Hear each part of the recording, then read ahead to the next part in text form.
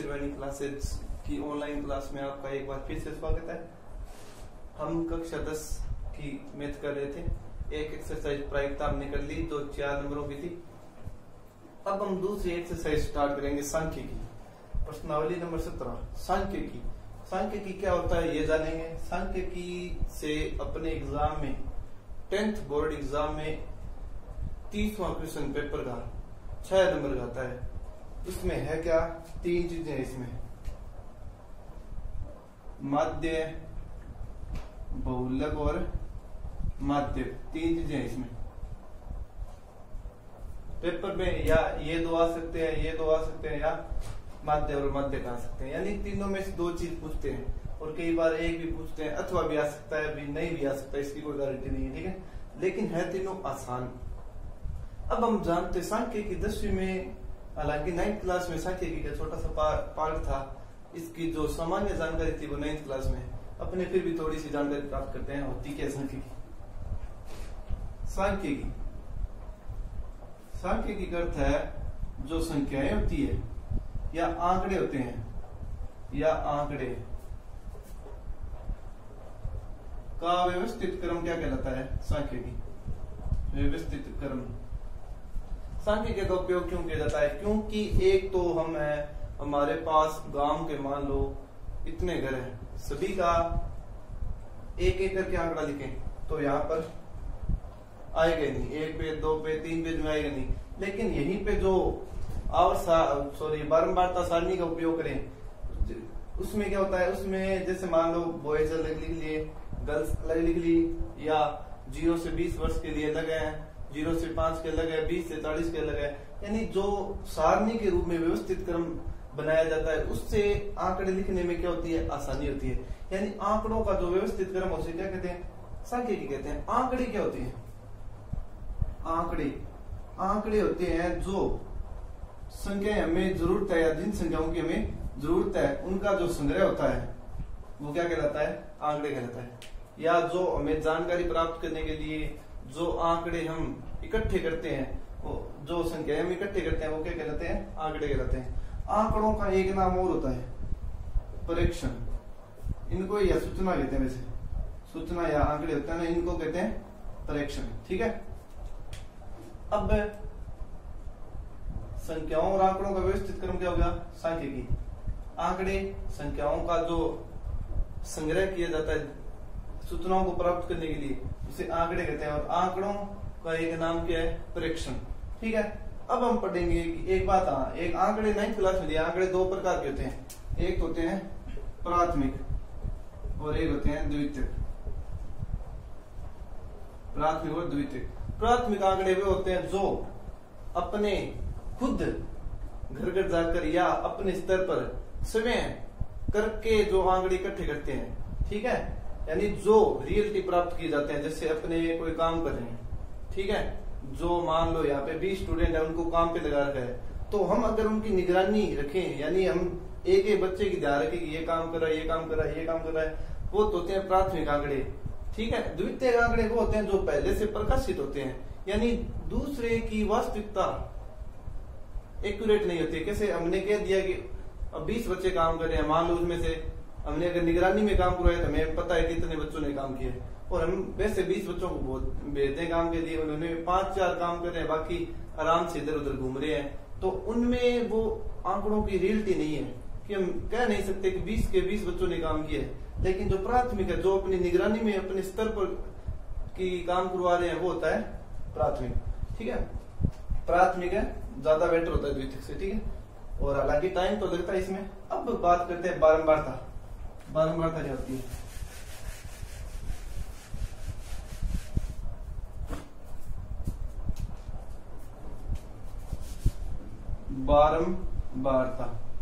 बारंबारता क्या होती है, इसको बोलते हैं आवृत्ति भी बोलते हैं, वैसे फ्रीक्वेंसी कहते हैं। फ्रीक्वेंसी यानी कोई चीज है, कोई संख्या है, वो कितनी बार आई है, या आंकड़े हैं वो कितनी बार आई है, वो क्या होती है, बारंबारता।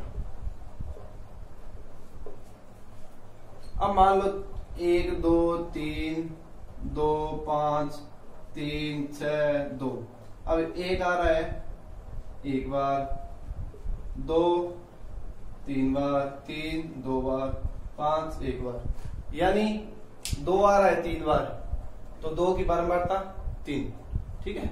और यानी 2 कितनी बार आया है, 3 बार आया है। 1 कितनी बार आया है, 1 बार। ये इनकी बारंबारता होती है। एक संख्या कितनी बार आती है वो क्या कहलाती है, उनकी बारंबारता, फ्रीक्वेंसी। अब हम बारंबारता बंटन के बारे में पढ़ते हैं। एक बारंबारताओं के लिए एक चीज का उपयोग किया जाता है, उसे कहते हैं मिलान चिन्ह। क्या कहते हैं, मिलान चिन्ह। अब इसी में बता देता हूँ मैं मिलान चिन्ह क्या होता है। ए के लिए 1 होता है, 2 कितनी बार आया, 3 बार, 1 2 3, 3 2 बार, 1 2, 5 1 बार, तो 1। अगर मान लो 6 लिख दूं मैं, 6 बार, तो 1 2 3 4 क्रॉस 6, ये तिरछा निशान होता है, यानी 4 लाइनों पे एक टेढ़ी लाइन लगती है, 4 एंड क्रॉस मेथड कहते हैं इसे। और ये हो गए 5 और 1 6, ठीक है। ये होता है मिलान चिन्ह। अब हम बारंबारता बंटन यानी इनको सारणी के रूप में कैसे दर्शाते हैं।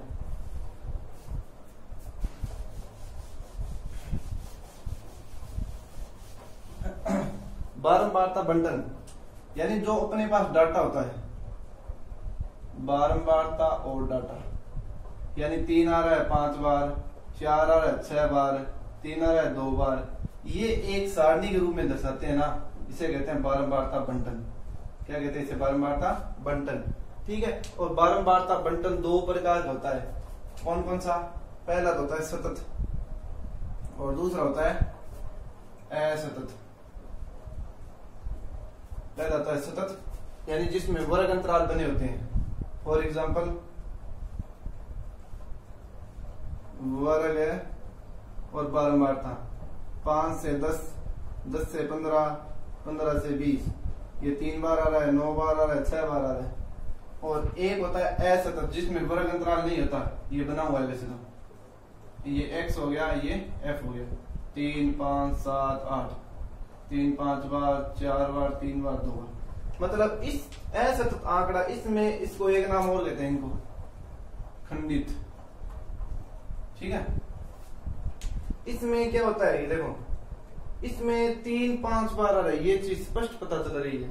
5 4 बार आ रहा है, इसमें ये पता, देखो इसमें जैसे आंकड़े लिख लेते हैं भारत में, 6 7 8, ये आ गई। मतलब 5 और 10 के बीच जो संख्या है वो 3 बार आ रही है।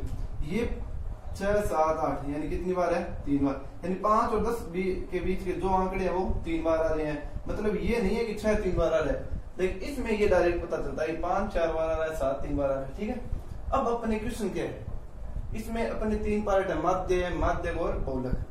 हम क्या करेंगे, सबसे पहले बहुलक। बहुलक आसान है, सबसे पहले हम बहुलक करते हैं।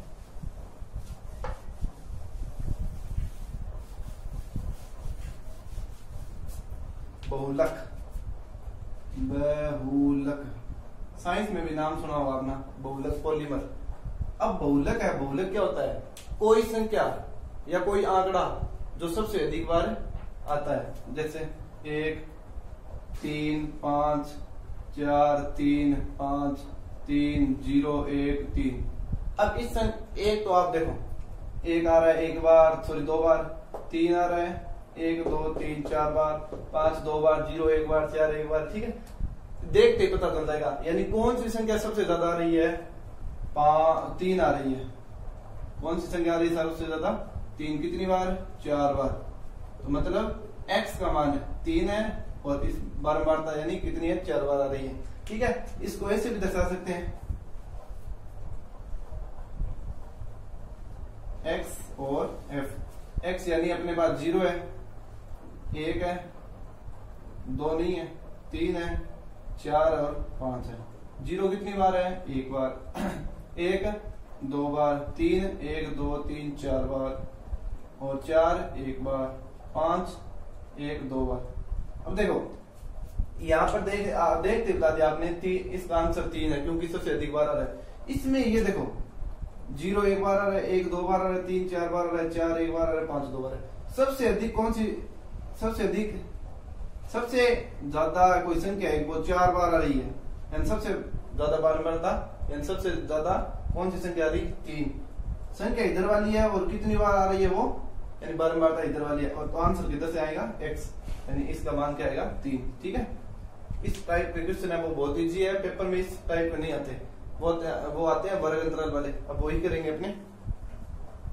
सबसे इंपॉर्टेंट है वर्ग अंतराल का बहुलक। कई बार 6 नंबर का याद आता है, 3 तो एकदम पक्के। अब ये क्वेश्चन है, ये आ गया एक क्वेश्चन, मान लो बोर्ड एग्जाम में क्वेश्चन नंबर 13 आपका इससे का हिस्सा मान लो, वर्ग अंतराल बारंबारता 10 से 25, 25 से 40, 40 से 55, 55 से 70, 70 से 85, 85, 85 से 100। ये आ गया 6, 20, 44, 6, 20, 44, 26, 3, 1। पहली बात, बहुलक में ये जो क्वेश्चन में 2 डब्बे दिए होते हैं, एक वर्ग अंतराल का बारंबारता, तीसरा डब्बा बनाना ही नहीं होता है। अपने जो क्वेश्चन दिया है इसी में से आंसर निकालते हैं। कैसे करते हैं देखो, पहली बात एक छोटी सी बात बता देता हूँ। 10 से 25, 25 से 30, यानी ये दोनों, यानी ये तो होती है निम्न सीमा। छोटा मान होता है ना वर्ग अंतराल का, वो निम्न सीमा होती है, और बड़ा मान होता है उच्च सीमा। उच्च सीमा, पहले वर्ग की उच्च सीमा और दूसरे वर्ग की निम्न सीमा समान होनी चाहिए। समान होनी चाहिए। अपने क्वेश्चन में बहुलक याद करना है तो ठीक है।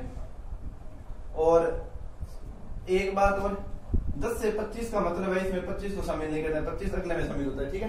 ये जानकारी अपने पिछले क्लास में भी 9th में प्राप्त कर ली थी, एक बार फिर भी थोड़े थोड़े याद कर लेते हैं, ठीक है। अब ज्ञात करना है इसका बहुलक। तो पहली बात है दिमाग में बहुलक का क्या होना चाहिए, सूत्र। बहुलक को Z से लिखते हैं, सूत्र होता है L plus F1 minus F0 2F1 minus F0 minus F2 bracket बंद इनटू में H। अगर ये सूत्र याद है ना तो आपसे बहुलक का प्रश्न गलत हो ही नहीं सकता, ठीक है।